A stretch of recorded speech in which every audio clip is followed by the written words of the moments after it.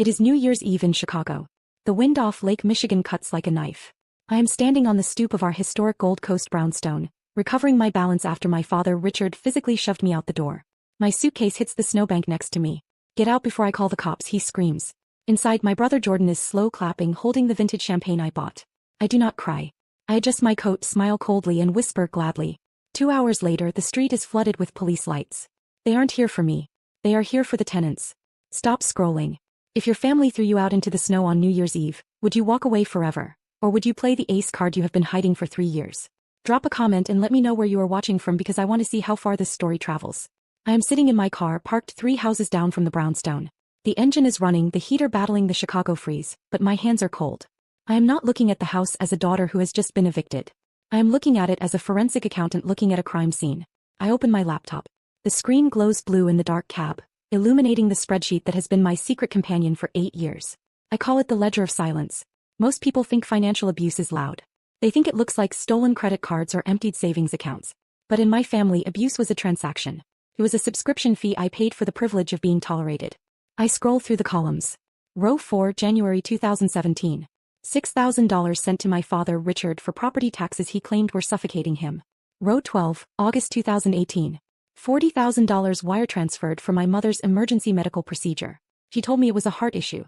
2 weeks later, she came home with a new chin and tighter eyelids. I never asked for the money back. I just logged it. Then there are the Jordan expenses. My brother, the artist, the entrepreneur, the visionary who could never quite see past his own reflection. Row 24. $15,000 for his failed coffee shop. Row 36. $22,000 for his legal fees after a bar fight he swore wasn't his fault. It goes on and on. 8 years of transfers. 96 months of direct deposits. Total value, $576,000. $500,000 invested in people who just threw my suitcase into a snowbank. You might wonder why a woman who hunts financial fraud for a living would let herself be defrauded by her own blood. It is a fair question. The answer isn't stupidity. It is conditioning. This is the trap of normalized cruelty. When you grow up in a house where affection is scarce, you learn to pay for it. You learn that your value is not intrinsic. It is utility. I did not pay them because I thought they loved me. I paid them because I thought the payments were the rent I owed for taking up space in their world. They trained me to believe that their cruelty was just the cost of doing business, and like a good auditor, I just kept balancing the books, hoping that if I paid enough, one day the account would settle. But tonight, looking at the warm yellow light spilling from the windows where they are drinking my champagne, I realize the account will never settle. There is no number high enough to buy their respect. They do not see me as a savior, they see me as a resource. And resources do not have feelings. They do not have boundaries. They just get used until they are empty. I look at the total at the bottom of the spreadsheet one last time. $576,000. It is not a gift. It is a loan they never intended to repay. But in my line of work we have a saying, the numbers never lie, but liars always mess up the numbers. I close the laptop. The sadness is gone, replaced by the cold, hard clarity of an audit. It is time to collect. To understand why I am sitting in the cold watching my breath fog up the windshield, you have to understand what happened exactly 60 minutes ago inside that dining room. It wasn't a family dinner. It was a shakedown disguised as a celebration. The room was stiflingly hot. My mother, Lisa, likes to keep the thermostat at 75 degrees because the draft from the lake chills her bones, or so she claims. The air smelled of expensive roast beef and the heavy floral perfume she wears to mask the scent of gin. I was sitting there, cutting into a piece of meat that cost more than my first car payment, when my brother Jordan cleared his throat. He has this way of smiling that usually works on investors and Instagram followers. A mix of boyish charm and practiced confidence. But tonight he looked sweaty. "I have a small situation," he said, refilling his glass with the Dom Perignon I had brought. "I need a bridge loan. Just until the quarter closes." I stopped eating. In my family, a bridge loan means a donation. "How much?" I asked. $1.2 million, he said. He didn't even blink. The silence that followed was heavy. My father, Richard, didn't look surprised. He just kept chewing, staring at me with an expectancy that made my skin crawl. They had discussed this. This was the ambush. "It is for legal fees," Jordan continued quickly. "A misunderstanding with the franchise partners. They are freezing my assets. I just need you to liquidate your 401k and maybe take a small equity line. I will pay you back double in 6 months." He slid a manila envelope across the mahogany table. Most sisters would look at their brother's pleading eyes. "I am a forensic accountant." I looked at the papers. I opened the folder and started reading. It took me less than 3 minutes to see the pattern. There were no franchise partners. There were no restaurants. There were just transfers between shell companies, payouts to early investors using money from new investors, and a massive deficit that was growing by the day. "This isn't a legal misunderstanding, Jordan," I said, closing the folder. "This is a Ponzi scheme. You are defrauding your friends. That is when the explosion happened. My father slammed his hand on the table, making the crystal jump. Richard stood up, his face turning a dangerous shade of purple. He didn't ask Jordan if it was true. He didn't ask if his son was a criminal. He looked at me with pure, unadulterated hatred. "You're always so jealous," he spat. "Your brother is a visionary. He takes risks. You just sit in your little office counting other people's money because you are too scared to build anything of your own. You're going to help him, Gabrielle. You are going to sign those papers tonight or you are no daughter of mine." I looked at them. My mother was studying her fingernails, pretending she wasn't hearing her husband demand I bankrupt myself to save her golden boy from prison. Jordan was smirking, knowing Daddy was fighting his battle. I realized then that they didn't care where the money came from. They didn't care about the fraud. They only cared that the tap was running dry. "I am not giving you a dime," I said quietly. Richard pointed to the door. "Then get out. Get out of my house and don't come back until you learn some loyalty." And that is how I ended up here watching the snow bury my suitcase. They think they have one because they still have the house. They think the walls around them belong to Richard's legacy. They have no idea that the very roof over their heads is just another line item in my ledger, and I am about to close the account. My phone vibrates against the center console like a trapped insect. I have been sitting here for 12 minutes, waiting for the police liaison. I called on the non-emergency line. In the silence of the car, the notifications sound like gunshots. My family thinks they have one. They think the silence from my end is the silence of a defeated daughter realizing she has lost her place in the kingdom. They have no idea it is the silence of a prosecutor preparing an opening statement. I pick up the phone. The screen is a cascade of delusion. First, there is a text from my mother, Lisa. It is not an apology. It is a masterclass in passive-aggressive manipulation. She writes, "You have ruined New Year's Eve. Your father is beside himself. Fix this before midnight or do not bother coming back. We are a family, Gabrielle, and families forgive, but they do not forget disrespect." I almost laugh. She talks about forgiveness like she is dispensing grace when she should be asking for amnesty. Then I open Instagram. My brother Jordan has been busy. He has posted a story. It is a boomerang of him popping the cork on the vintage Dom Perignon I bought 3 hours ago. The caption reads, "Cleaning out the toxic energy for 2025. Hashtag new beginnings. Hashtag entrepreneur life." In the background, I can see my father laughing, his face flushed with the triumph of a man who thinks he has successfully bullied his banker into submission. They are celebrating my exile in the very house they believe protects them. But the real escalation comes from Richard. There is a voicemail. I press play and his voice fills the car, thick with scotch and entitlement.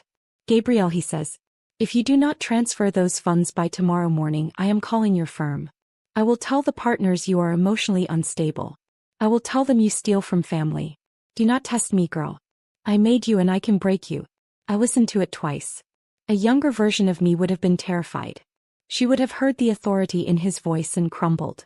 But the woman sitting in this car sees something else. I see the psychology behind the threat. It is what we call the illusion of power of the empty wallet. Richard screams and threatens because deep down he knows he is hollow. In our society, men like my father equate their worth with their ability to provide, to control, to own. But Richard lost that ability 3 years ago when he quietly went bankrupt. He lost his financial authority, so he had to double down on his patriarchal authority. He clings to the title of head of household with violent desperation because it is the only currency he has left. His aggression isn't strength. It is the panic of a king who knows his crown is made of paper. He needs me to be weak so he can feel strong. He needs me to be the child so he can pretend he is still the provider. I look up at the house one last time. They are dancing on a trapdoor. They believe the deed to that brownstone is their birthright, their shield against the world. They do not know that the shield belongs to Phoenix Holdings and Phoenix Holdings is sitting in a Honda Civic 3 doors down watching the clock. Then in the rearview mirror I see them. Blue lights turning the snowy street into a kaleidoscope of cold color. 2 patrol cars pull up silently behind me. It is time. I close my laptop, pick up the heavy black binder from the passenger seat and step out into the wind. The victory lap is over. I approach the 2 police officers standing by their cruisers. The older one, Sergeant Miller, looks at me with that weary expression law enforcement reserves for holiday domestic calls. He sees a woman standing in the snow on New Year's Eve and he expects tears. He expects a story about a fight over politics or a drunk uncle. He is prepared to tell me that this is a civil matter and they can't get involved. I do not give him the chance. I shift instantly into auditor mode. My posture straightens. My voice drops an octave, losing all traces of the daughter and becoming entirely the CEO. Officer, I say, extending my hand. I am Gabrielle. I place the call. Thank you for coming. Ma'am, he nods. We got a report of a disturbance? Look, if this is just a family dispute, we usually suggest everyone cool off for the night. This is not a family dispute, I say, cutting him off with surgical precision. This is a property dispute involving squatters who have violated the terms of their lease. I am requesting an escort to execute an immediate eviction for trespassing. I hand him the black binder. I call it the nuclear folder. It does not contain photos or memories. It contains the only thing that matters in the Gold Coast, a paper trail. He opens it, shining his flashlight on the first page. It is a deed of sale dated 3 years ago.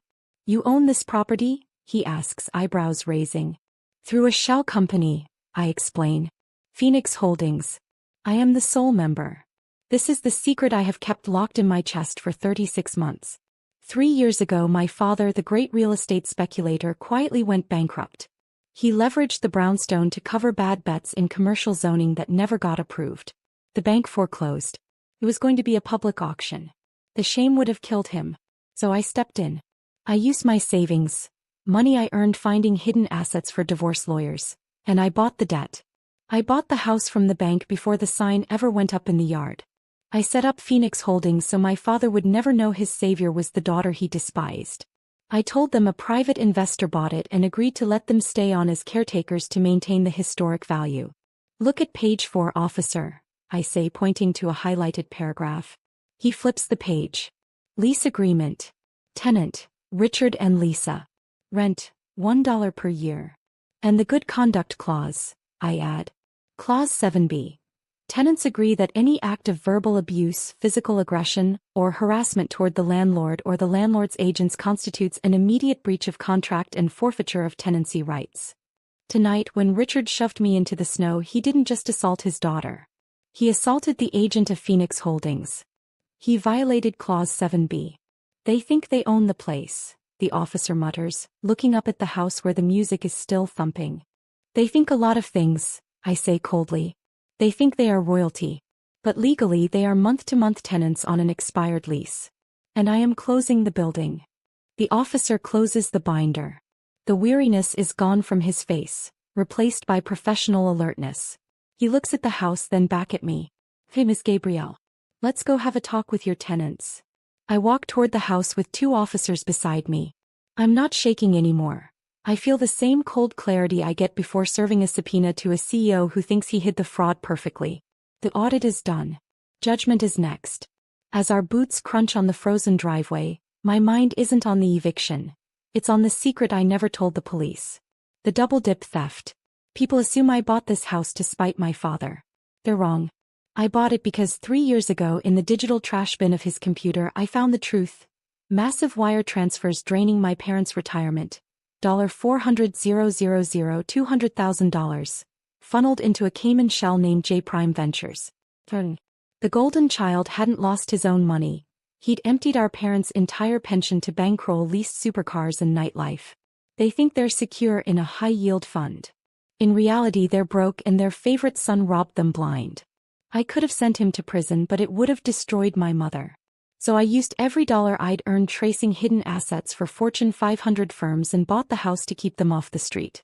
I laundered their survival. And tonight, Jordan tried to steal again.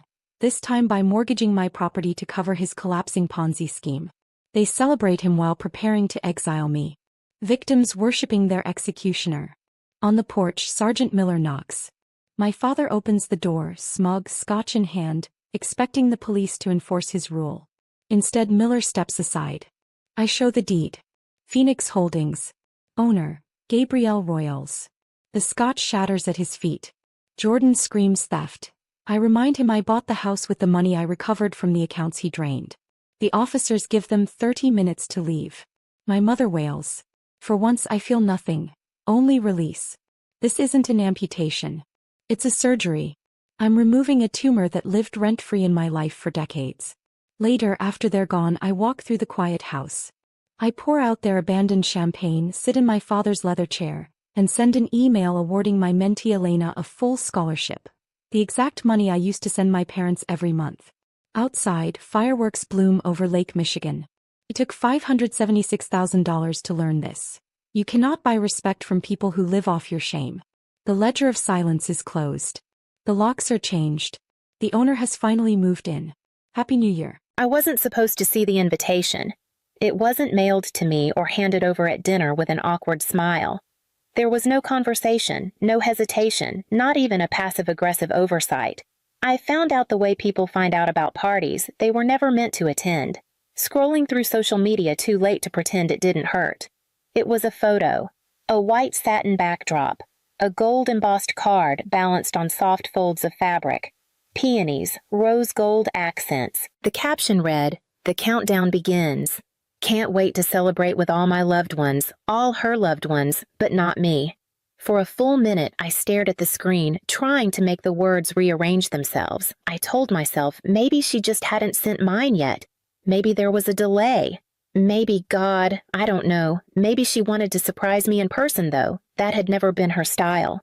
The truth didn't land like a slap. It settled like weight, heavy, familiar. Over the last 6 months, I had wired nearly $8,000 to cover deposits, the venue, the caterer.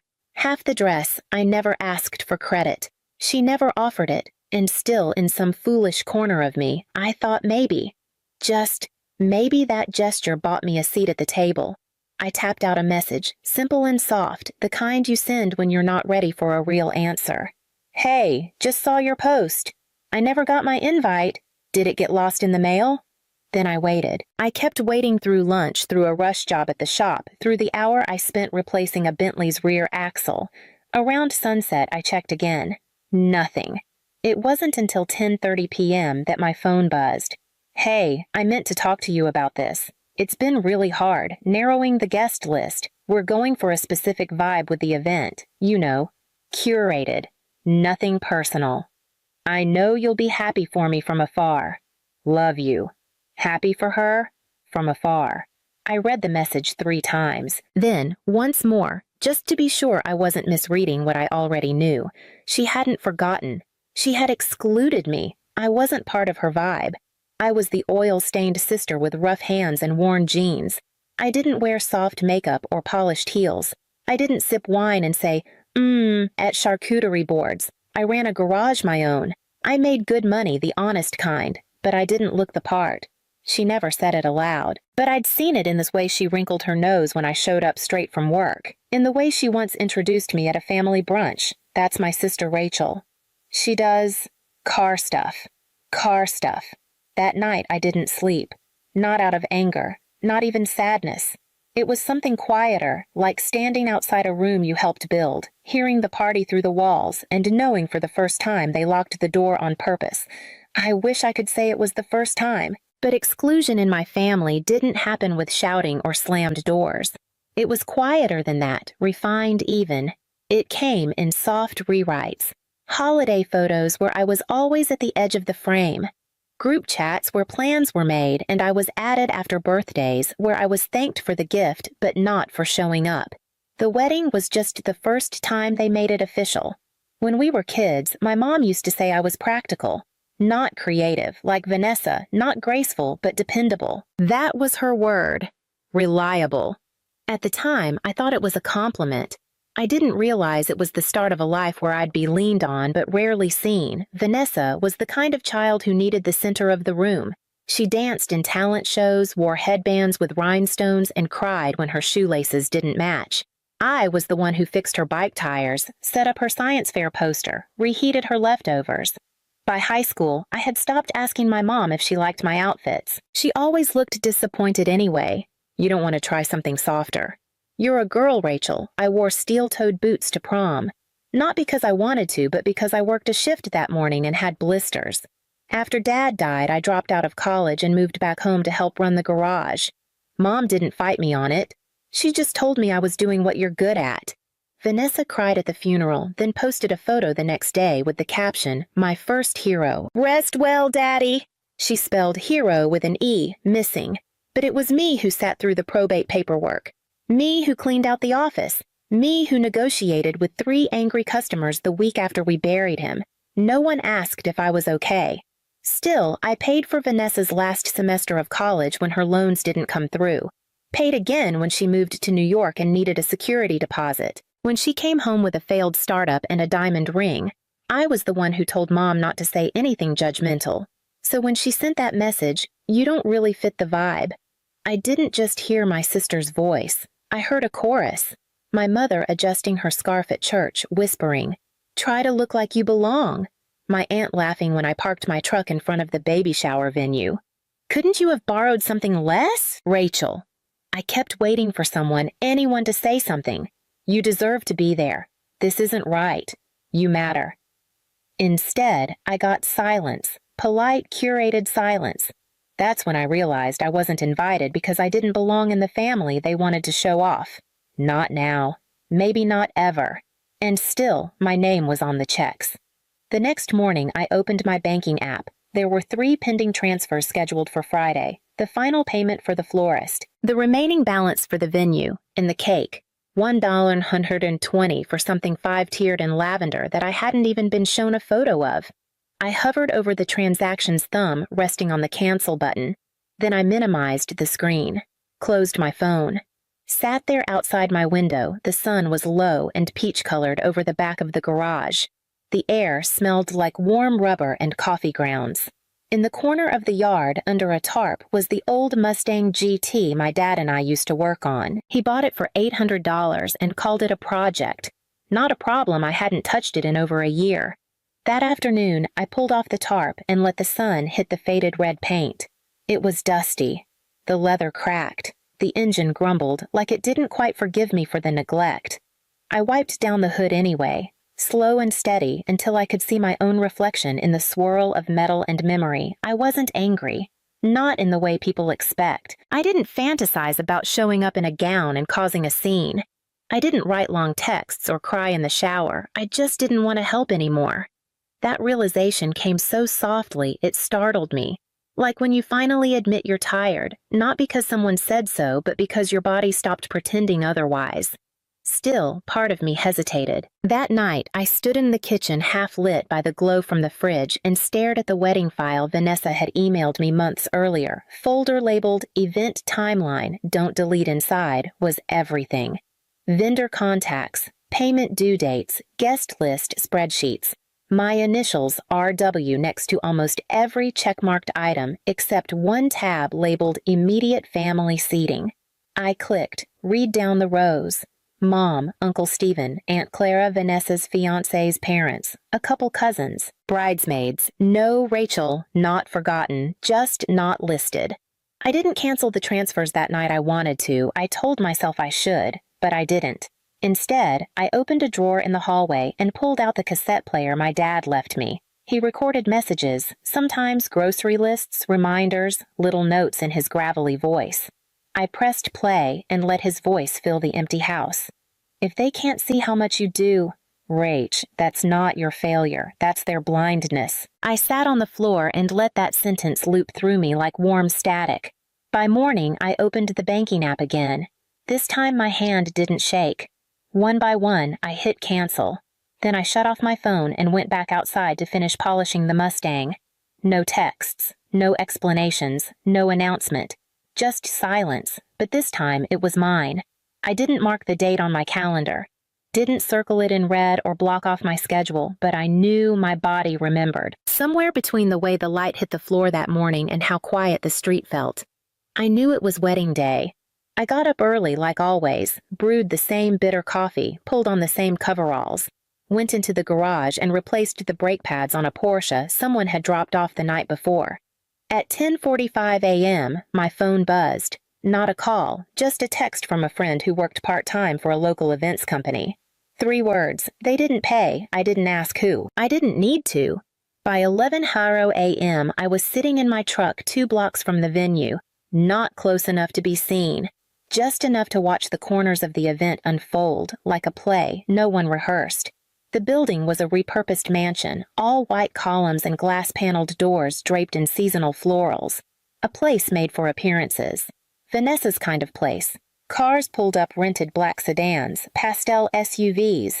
Guests stepped out in cocktail dresses matching ties, heels catching in the gravel. They looked around. Some checked their phones, others adjusted boutonnieres, but the doors didn't open. By 11:20, someone knocked, then again louder. A wedding planner paced outside with a clipboard and increasingly anxious gestures. A man in a vest tried the knob.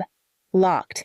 At 11:27 a.m., the venue manager stepped outside.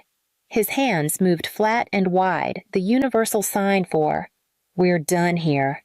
From where I sat, I couldn't hear the words, but I could see the faces. Vanessa's fiancé looked confused. The planner was now on the phone, pacing in circles. A bridesmaid kicked off her heels and sat on the curb. Then came my mother emerging from a black car in navy silk, holding her purse, like it could fix things. She scanned the scene, lips pressed thin, and finally, Vanessa. She wore ivory, something sleek and modern with pearl buttons down the back. Her hair was pinned into place like she had planned it that way for years, and maybe she had. But even from 2 blocks away, I could see the look on her face when someone whispered in her ear. Confusion, then disbelief, then something else. Panic. She turned around once searching the crowd like maybe someone had the answer, like maybe someone would fix it the way I always had. But this time, no one moved. I sat there, engine off radio, humming low, some old folk station playing a slow, mournful guitar. The cassette from my dad was in the glove box, but I didn't press play. I didn't need to. The silence inside me was steady now. No bitterness, no vengeance. Just the knowledge that I was no longer the safety net. At 11:42 a.m., I turned the key, pulled away from the curb, and left them standing there dressed for a celebration that couldn't start waiting for help that wasn't coming. And still, they hadn't noticed who was missing. By the time I got back to the shop, my phone had 9 missed calls, 4 from Vanessa, 3 from Mom, 2 from numbers I didn't recognize, probably bridesmaids or vendors. I didn't pick up. I didn't need to hear what I already knew. Somewhere between the venue's locked doors and the panicked voices, it had dawned on them that the person they erased was also the one holding the foundation together. At 12:17 p.m., the texts started. Vanessa, please call me. It's an emergency. Mom, Rachel. This isn't funny, Vanessa. You can't just bail last minute. The cake is already made. The flowers are on their way. Mom, you promised. We all counted on you. Not a single one said sorry. Not one. They weren't upset because I'd been hurt. They were upset because they had been embarrassed. At 12:44 p.m., Vanessa finally wrote, "You let me fail." I stared at the message. Let it sit. Then I typed back, "No, you failed when you decided I didn't belong in your day." She called immediately. I let it ring twice before answering. "What the hell is wrong with you?" she snapped. "Nothing," I said quietly. "I just stopped being useful." She inhaled sharply. "You're being vindictive. That's not who you are." "No," I agreed. "It's who I became."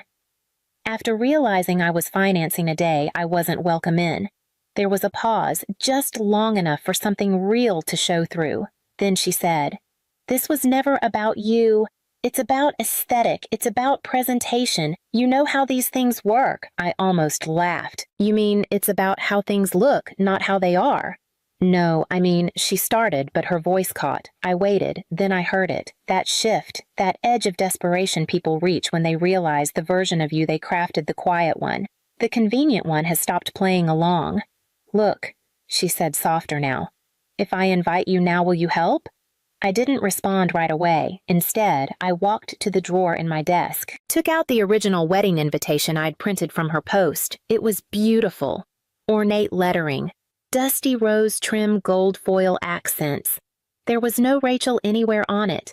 I held the phone close and said, "You built a day without me. You can pay for it without me too." Then I hung up. Later that evening, I posted a single photo. No caption, just a scan of the vendor invoice log with my initials circled in red next to each paid deposit, and a copy of the guest list where my name never appeared. I didn't check the comments. I didn't reply to the messages that came flooding in. But I knew people saw it. The bridesmaid who had smiled at me fake-wide last Thanksgiving. The cousin who once joked that I smelled like a transmission. The uncle who hadn't asked how I was doing since the funeral, they all saw it, and for once, they couldn't unsee it. Not because I said anything loud, but because I stopped pretending with them the same way they'd stopped pretending I mattered. It's been a year. No one ever said the word sorry. Not my mother. Not Vanessa. Not anyone who stood on that front lawn in their pastel suits and heels looking for someone to blame. But no one asked me for money again either. That part was new. For the first few weeks there were attempts, soft ones awkward. A birthday card from Mom that read, "Family is about forgiveness. Come by sometime." A forwarded article from Vanessa titled, "How Sisters Heal." I didn't respond. I didn't block them either. Just let the silence stay. It knew what to do. I kept working. The shop did well. Better than before. Actually, I hired 2 new techs, both young women who reminded me of myself before I learned to flinch when someone used the word presentation. We fixed things, fenders, engines, busted radiators. I stopped trying to fix the past. One afternoon in November, I got a package. No return label. Inside a folded cream envelope with a gold crest. The same wedding invitation. Still pristine, but this one had something handwritten on the back. My name. Just my name. No message, no apology, no signature. I stared at it for a long time before sliding it into the bottom drawer of my desk. Then I reached for the photo of my father, the one where we're both covered in grease, laughing at something I can't remember. I taped it to the inside lid of the toolbox I use every morning. Next to it, I pinned the printed guest list. The version without me, that's my shrine now. Not to bitterness, not to pain, to memory, to truth. People ask sometimes, mostly customers who've been coming for years, why I don't go to family holidays anymore. Why I don't post pictures of gatherings or tag anyone in Thanksgiving toasts. I just say, they wanted a version of me that looked better on paper. Then I smile, offer them their keys and move on. I don't rehearse arguments in the shower anymore. I don't linger in the what-ifs. I know what I was to them. A backbone when convenient, a background when inconvenient. And now, I am neither. I am a name they once used, a presence they once omitted, a silence that now finally speaks louder than their stories. I didn't leave the family. They left me off the list. I just made it official. And no, I don't want their apology. I just wanted the lie to die. My father handed me a duffel bag and shut the door behind me. It was a Tuesday night in January, the kind where the wind slips past your coat collar and finds your bones. I stood on our porch, 17, pregnant and suddenly homeless. My right hand gripped the strap of a worn duffel bag. My left hand curled instinctively over my stomach, even though it was still flat. My father had just told me in the same tone he used to kill snakes on the farm that I was no longer his daughter. He didn't yell when I told them that would have been easier, I think. Instead, he pushed back from the dinner table, slow and stiff, like something in him cracked. My mother dropped her spoon. Her lips opened, but no words came out. "I'm pregnant," I'd said, voice low but steady. It was meatloaf night. Tuesdays were always meatloaf. I remember the smell more than the taste. Thick gravy, overcooked carrots. The creak of my father's chair, the sound of the world changing in 4 syllables. He didn't ask who the father was. Didn't ask if I was scared. Just stood there, jaw clenched, eyes not even on me. "You're not raising a baby under this roof," he said. Then he walked into the hallway, pulled out the old duffel I used for track meets, and set it by the front door. That was it. No more family, no more home. Just the cold porch and the bag half-zipped with a sweatshirt hanging out. The street lamp flickered. Somewhere down the block, someone's TV was too loud. Life kept going, like mine hadn't just fallen off a cliff. A few months before everything had been different. I'd been floating through my senior year on daydreams. Jake, my boyfriend, then talked about moving to Austin, starting a life I believed him. Believed in the way he looked at me like I was the only thing in the room that made sense. But the summer after graduation, he changed. His texts slowed. His voice got quieter. One afternoon in October, he told me he had big plans, college, freedom, ambition, and I didn't fit. "It's not you," he said, standing in the park we used to meet in. "I just need to figure myself out." He walked away without looking back, and now, months later, my father did the same. I didn't cry. Not right then. I walked down the steps like my legs still belonged to me and turned left at the corner without thinking. My fingers were numb. My thoughts were quieter than the wind. Where do you go when your own parents lock the door behind you? That question echoed in my chest as I crossed through the empty neighborhood. The grocery store sign buzzed in the distance. I didn't have money. Didn't have a plan. Just one name that kept surfacing like a prayer. Iris, my grandmother. She lived 2 towns over. I hadn't seen her since Christmas 2 years before. She'd fought with my father and never came back for holidays, but I remembered her voice on the phone. Husky, warm, unshaken. "You're always welcome here, child," she'd told me once. I pulled my coat tighter and kept walking. They erased me like I never existed.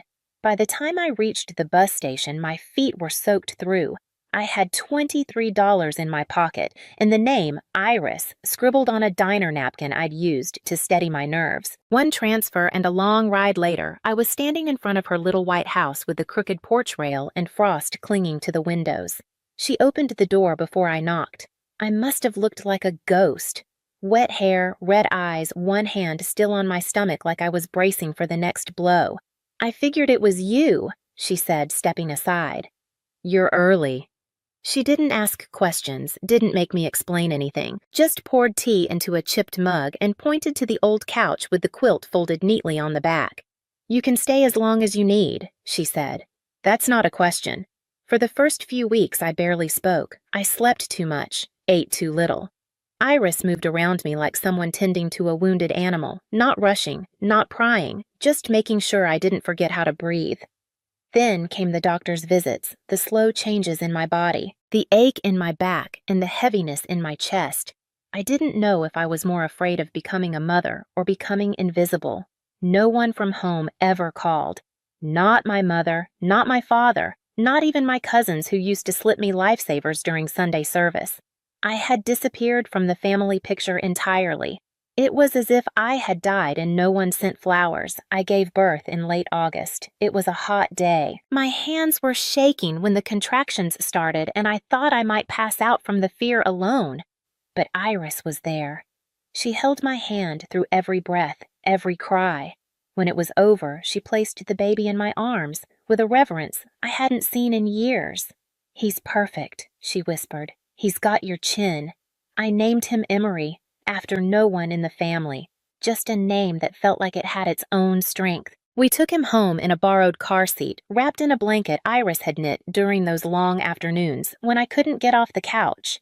She moved slower by then, but her eyes were still sharp, her hands still steady. One day, when Emery was about 3, Iris sat on the porch with him while I folded laundry inside. I heard him ask, "Why don't I have a grandma like the other kids?" There was a long pause, then Iris said quiet and clear, "Because some people choose silence. But you were never missing anything." I stood in the hallway with a pair of tiny socks in my hand and tears running down my face.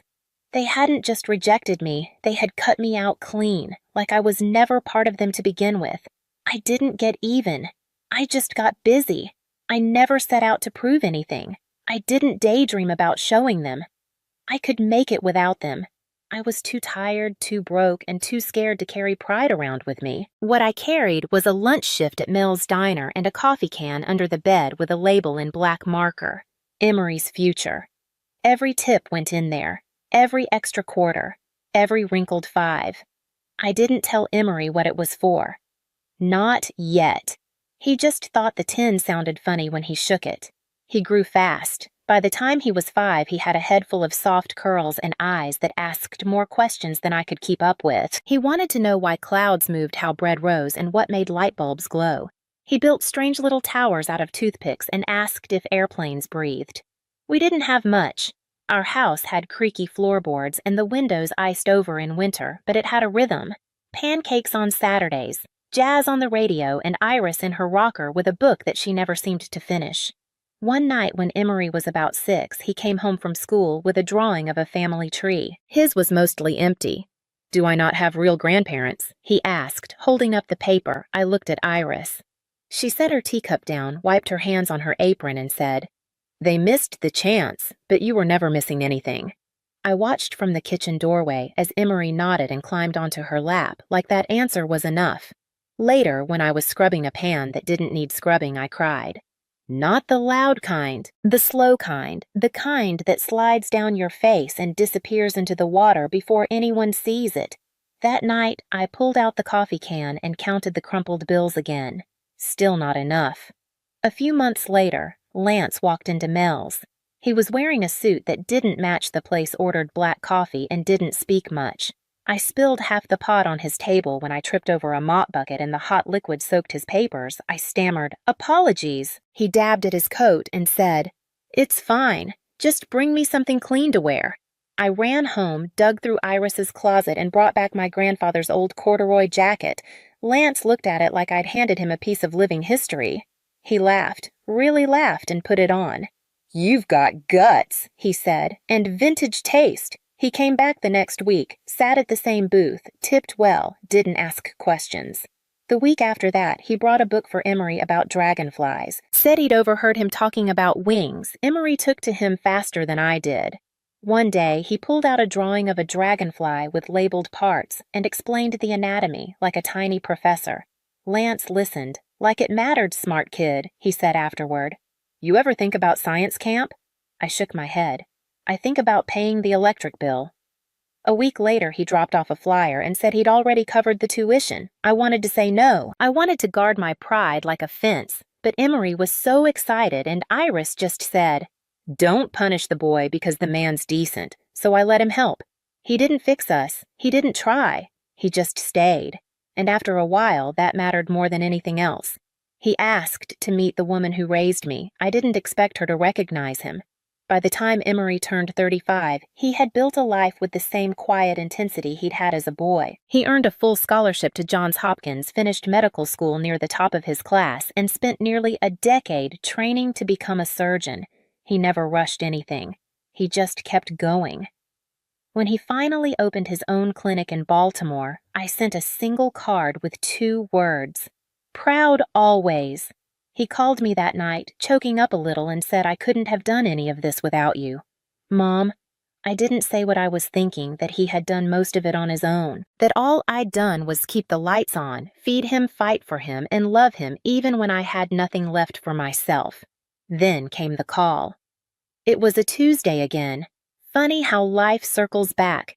Emery had performed emergency surgery on a woman in her late 60s with a ruptured appendix. The case had been complicated, the timing tight. He stayed late into the night, monitoring her vitals, checking her charts. The woman pulled through. The next day, her husband showed up at the clinic with a tin of homemade cookies and shaky hands. "You saved her," he told Emery, his voice thick. "I can't explain what that means. You saved everything I have left." Emery thanked him politely and tried to leave it at that, but the man lingered. "What's your mother's name?" he asked. Emery blinked Charlotte. The man's eyes changed. He gripped Emery's shoulder and said, "Would you let me thank her in person?" "Please." Emery hesitated. "That's not something I arrange often," he said.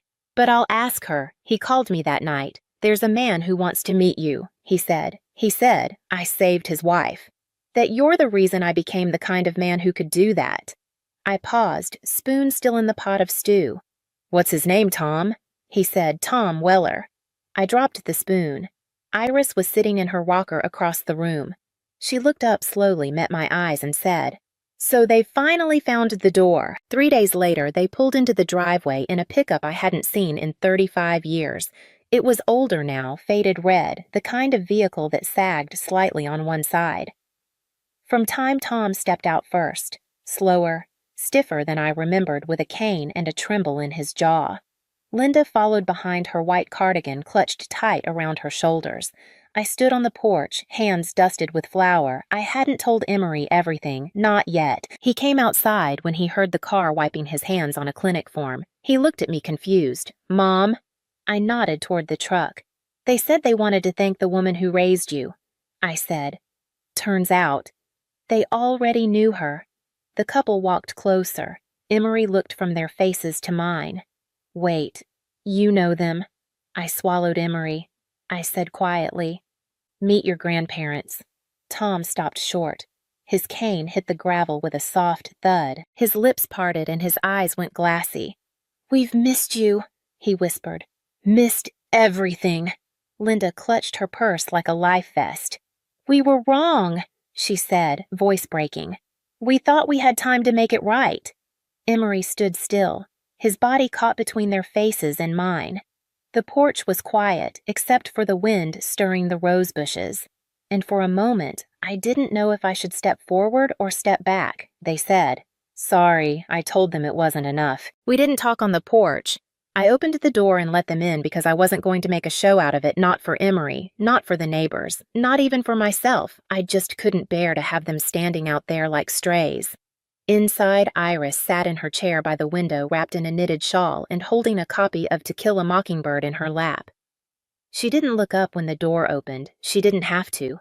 She always knew when ghosts came through. Tom and Linda stood awkwardly just past the rug, as if afraid the floor might give out beneath them.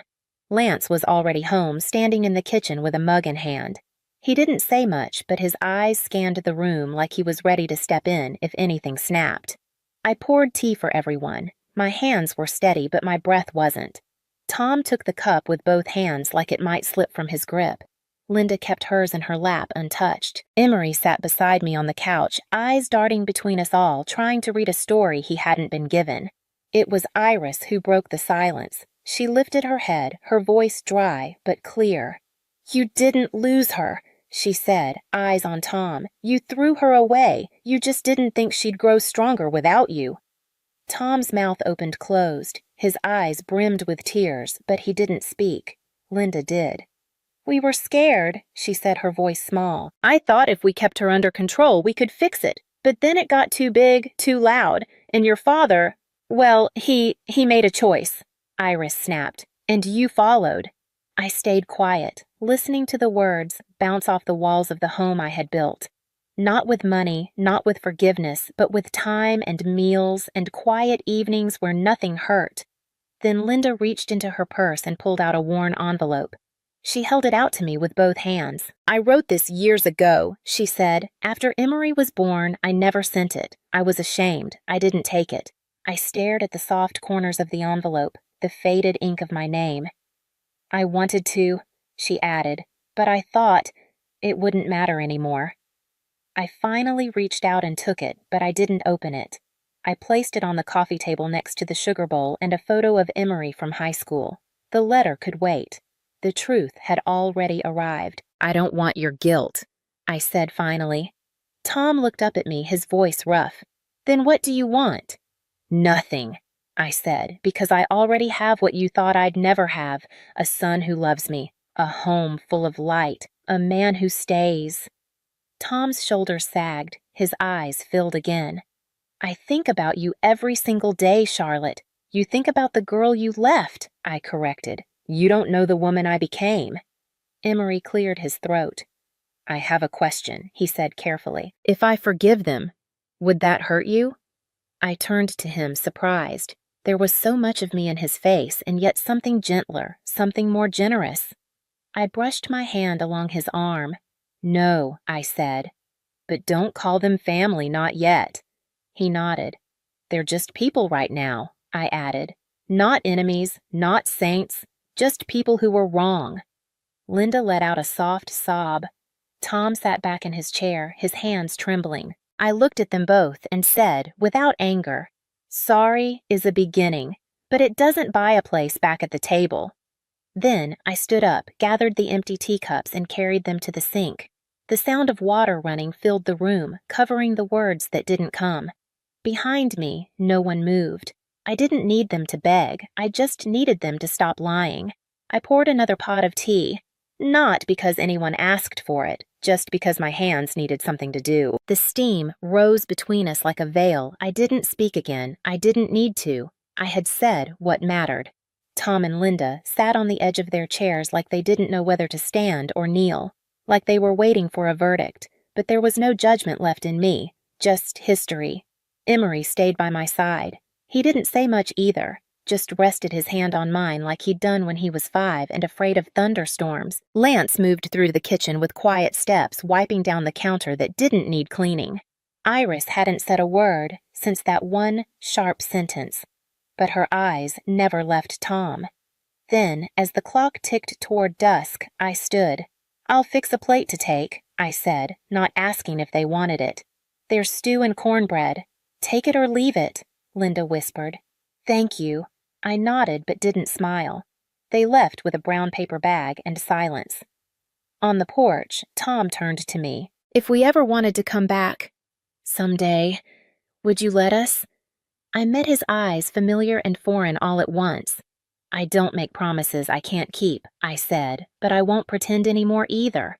Not for you, not for anyone." He gave a small nod. No protest, no defense, just regret. Linda didn't look back. Inside the house, settled into its familiar hush. Iris had fallen asleep in her chair, book on her lap. Lance poured the rest of the tea into her cup, just in case she woke, and wanted it warm.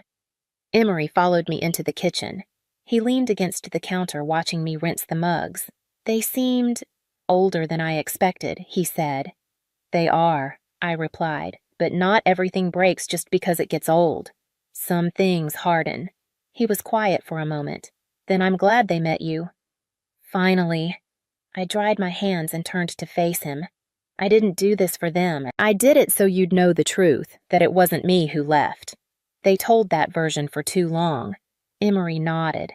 "I know I picked up the envelope Linda had left and tucked it into the drawer by the stove. I wasn't ready to read it. Maybe I never would, but it was proof of something that once. Even if she couldn't say it out loud, she'd wanted to.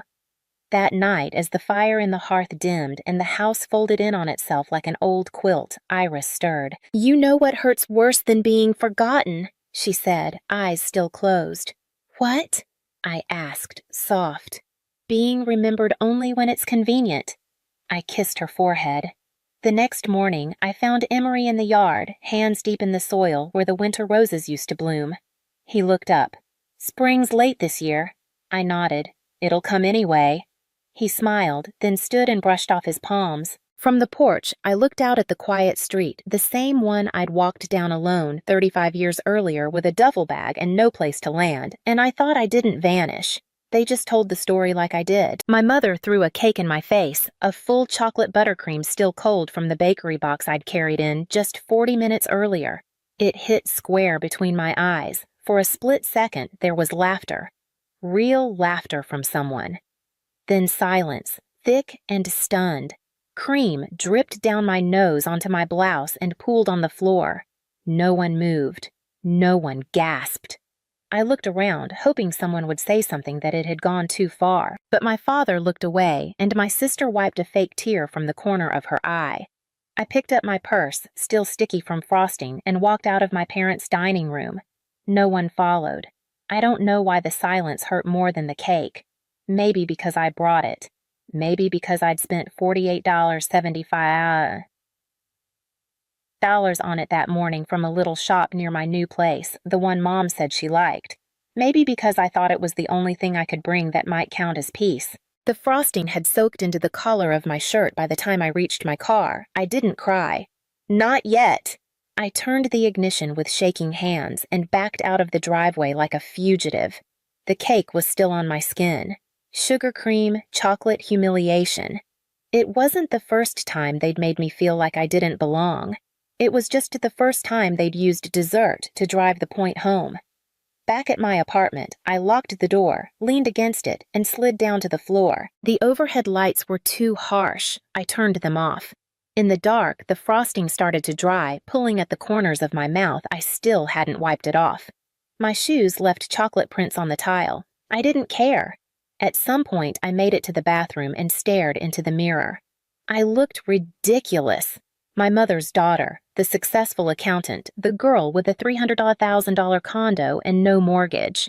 The one who wasn't invited to Thanksgiving last year because Emma deserved the focus. Now the girl with cake in her face. I peeled off the blouse, dropped it in the sink, and watched the frosting melt under warm water. I didn't bother with the rest. I sat on the floor in an old college t-shirt and opened the kitchen cabinet. Empty. I'd forgotten to go shopping this week, or last. Didn't matter.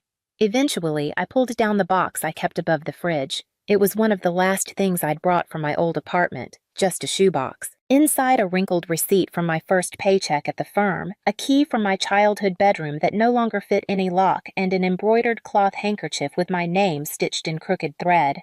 Rachel, I made it at summer camp when I was 7. My mother packed it into my suitcase, told me to always keep it close just in case. She said it was for emergencies. It was the only thing in the box that didn't smell like dust. I held it to my face, still sticky with icing, and whispered, "So here we are, Mom. An emergency." I was 8 when I realized my name didn't mean much in our family. It was a Thursday. Emma had just won second place in her school's coloring contest. A sheet of sunflowers, mostly yellow-colored outside the lines. My mother taped it to the refrigerator like it was a museum piece. That same week, I'd come home with a district-level math certificate. I placed it on the kitchen counter. It stayed there for 2 days until Dad used it to balance a wobbly table leg. That's how it started. Quiet omissions, small disappearances. A name left out of introductions. A skipped birthday. A forgotten recital. I wasn't unloved exactly. Just unnecessary. I think that's worse. Emma was 3 years younger than me with soft curls and a voice like a songbird. She cried easily and laughed loudly and had the kind of emotional range that made grown-ups melt. I, on the other hand, was quiet, practical, organized. I preferred books to people and memorized the Dewey Decimal System just for fun. At family dinners, Emma always sat between Mom and Dad. I sat at the edge of the table next to Great Aunt Merrill, who smelled like peppermint and never remembered my name. When we both had performances the same weekend, Emma's dance recital and my debate finals, guess which one my parents attended? "We can't be in 2 places at once, honey," Mom said. "You understand, right?" I did. I always did. At 16, I passed my driver's test on the first try. I came home, excited, waving the little laminated card in my hand. Emma got a car the next year for her birthday, new silver with a bow on top. I got a used bike 2 years prior. When I asked why Dad said Emma needs to get to her cheer practice, that's harder without wheels. As if my part-time job and tutoring sessions didn't count, I stopped asking after that. College came. I worked 2 jobs, ate canned soup, and graduated summa cum laude in accounting. Emma dropped out of her first semester, said she wanted to find herself. Mom helped her move into a loft with a friend, paid 6 months of rent up front. I didn't blame Emma. It wasn't her fault she was the favorite. She didn't ask for it. She just learned how to swim in the current that always pulled me under. There were quiet moments, though, when the truth burned too brightly to ignore. Like the time I showed up to Easter dinner wearing a navy pantsuit after a big promotion and Mom said, "That's a strong look. Emma could never pull that off." She meant it as a compliment, I think. Or the time Emma hosted a Friendsgiving at her apartment and forgot to invite me. "It was more of a college crowd thing," she explained. "I was 28. Still, I kept showing up, bringing wine, offering help, remembering birthdays. I didn't want recognition anymore. I just didn't want to be erased. The worst part wasn't the forgetting. It was the expecting that I'd be there, that I'd understand, that I'd fill in the gap without ever asking for anything back. They never asked if I had enough. They just assumed I'd never ask for more. Back in my apartment, I ran my fingers over the old handkerchief again. Rachel. The stitching had unraveled a little at the corners. I thought of that summer at camp, the way Mom folded my clothes so carefully, the way she wrote notes on napkins back when I was still the only child. Back when she still looked at me like I was enough. I wondered when I disappeared, and who exactly she thought I had become. I stopped trying to be included. Somewhere between college and my second tax season, I learned to make peace with the silence. I poured everything into work spreadsheets, forecasts, retirement plans for people I'd never meet. Numbers were honest. They didn't forget you. They didn't play favorites. I lived in a studio apartment the size of a storage unit. It had 1 window, 3 working outlets, and neighbors who argued through thin walls, but it was mine, and it was cheap enough that I could save half my income. I packed lunches, reused tea bags, and declined every vacation invite. When Emma posted beach selfies in Tulum, I was updating ledgers under fluorescent lights. When my coworkers went to happy hour, I brought tax code to a laundromat. People thought I was driven, focused. The truth was simpler. I didn't have anyone to fall back on. I couldn't afford to coast. 8 years in, I had enough. Between my salary, careful investing, and a modest inheritance from my grandmother, I scraped together $300,000. I bought a two-bedroom condo in a transitional neighborhood, not trendy but safe with creaky floors and good bones. No mortgage, no cosigner, no debt. It wasn't fancy. The kitchen was stuck in 1992. The walls had textured wallpaper that looked like it had seen a few divorces. But when I turned the key, it clicked, and for once, I didn't feel like I was borrowing space from someone else's life. I painted the walls myself, scrubbed the grout with a toothbrush, watched YouTube videos on electrical wiring. Every blister, every sore muscle felt like a receipt, proof that I'd earned square footage. When I told my parents Mom just said 2 bedrooms, that's a lot of space for one person. I smiled, said nothing. Maybe she didn't mean it as judgment, maybe she did. I still called on Sundays, still sent birthday cards, still brought wine to family dinners even when they forgot I was coming. When I finally invited Emma to see the apartment, she said, "Wow, you really don't have a headboard." Then she laughed as if I'd just told a joke. That was 2 weeks before the call. "Sweetheart," Mom said, syrup in her voice, "can you come by next Saturday? We're having a little family gathering.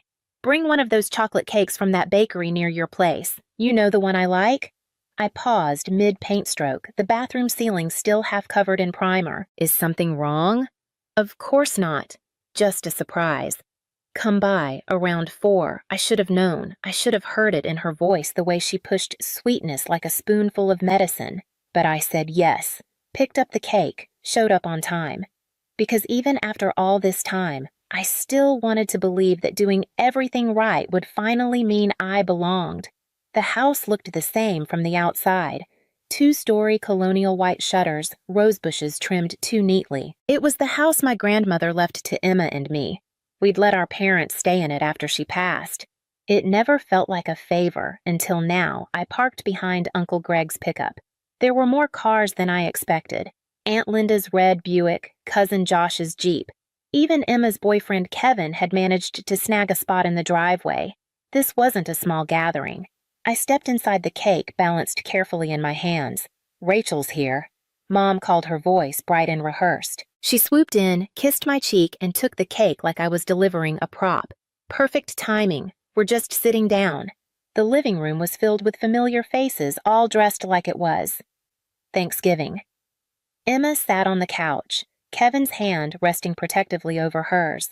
My father leaned against the fireplace chatting with Uncle Greg. The air smelled like pot roast and polite tension. "What's going on?" I asked Emma as I passed. She smiled vaguely. "You'll see." That should have been the warning. But I followed everyone to the dining room where Mom had laid out her best china, the kind with gold trim she only used for holidays.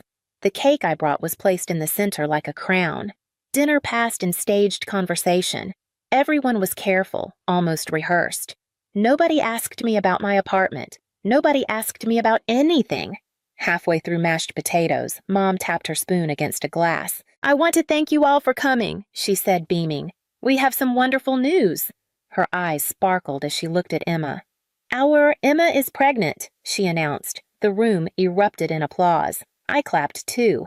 Despite everything, I was happy for her, maybe even proud. She'd always wanted to be a mom. And Mom continued. "She and Kevin are getting engaged. Wedding planning starts next month." More cheers. Kevin smiled like he'd won something. Emma flushed with well-practiced modesty. I leaned over. "Congratulations," I said to her, and I meant it. But then Mom raised her hand again. "That's not all." The room quieted. A few forks paused mid-air. "As you all know, Rachel recently purchased a beautiful apartment," Mom said, gesturing to me like I was part of a silent auction. "It's a 2-bedroom, very spacious. Perfect location." I nodded slowly, unsure where this was going. "She's single," Mom added with a soft laugh. "No kids, no pets, no obligations." And there it was. Emma lowered her eyes. Kevin stared at his plate. My stomach turned.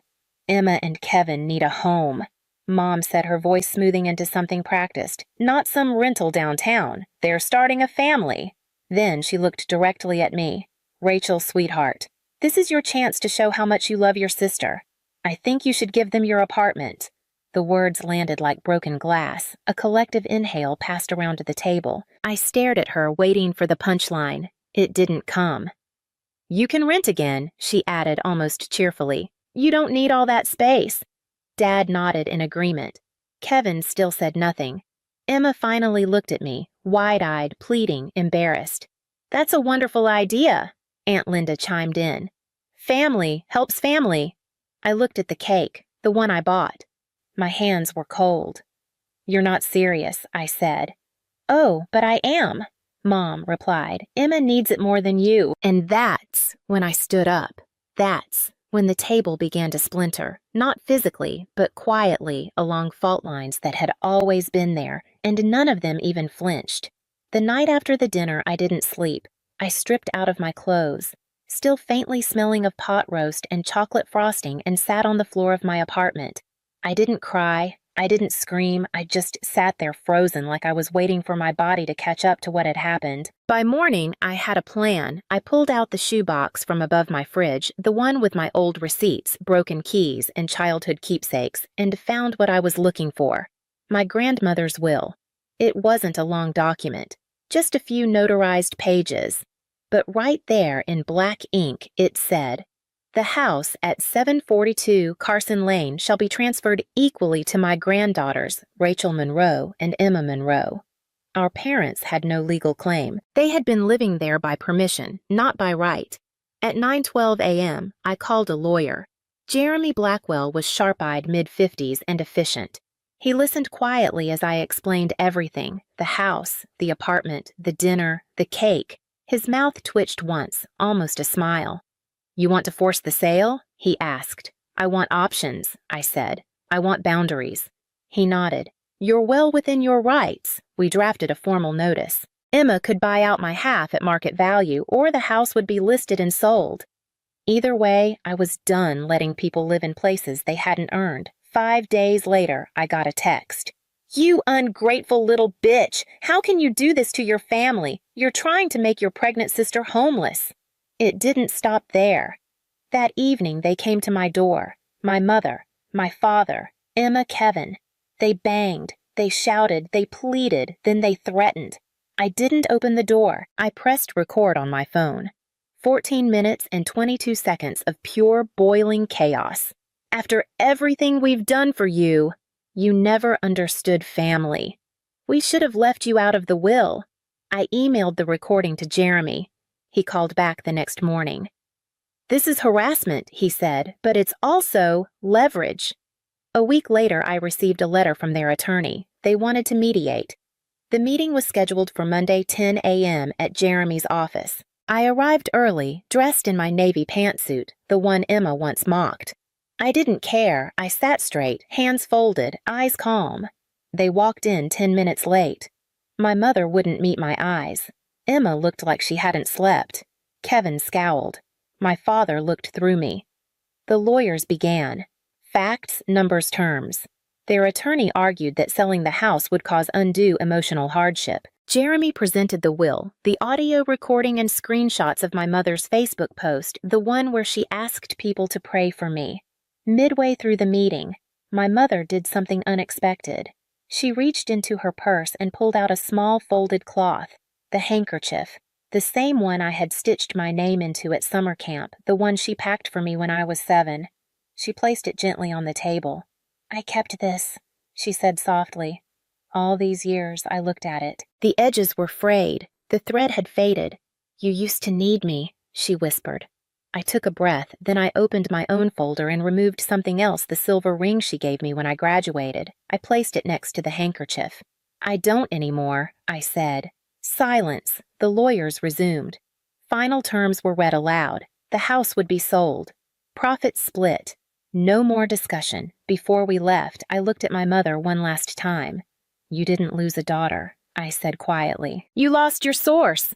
Then I stood up and walked out. The house sold faster than expected. It was a seller's market in the old colonial on Carson Lane, with its polished hardwood mature trees and familiar white shutters, went under contract in less than 2 weeks.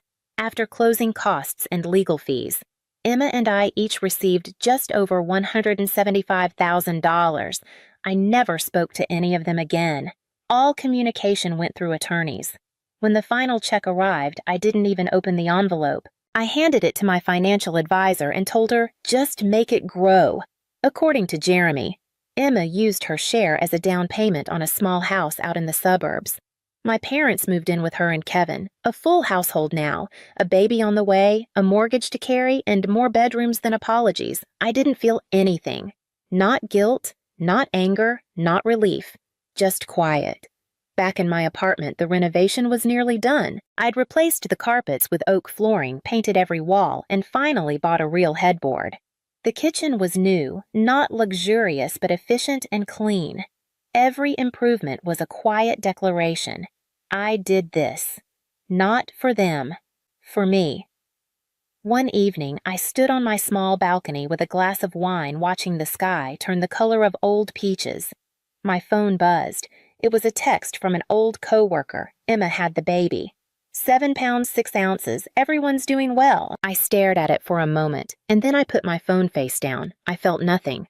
No ache, no curiosity, no pull toward the child I would never meet. He'll grow up hearing stories about me, the selfish aunt who wouldn't give up her apartment, who made his family sell their home. They'll never mention how they treated me for 30 years. They'll leave out the cake, and that's fine. I moved back inside and sat on my sofa, the same old one from my studio apartment, still a little lumpy but familiar. On the shelf beside me was the shoebox. I opened it and took out the embroidered handkerchief I had retrieved it after mediation, folded it carefully, not out of sentiment, but because it belonged in the box with the rest of it.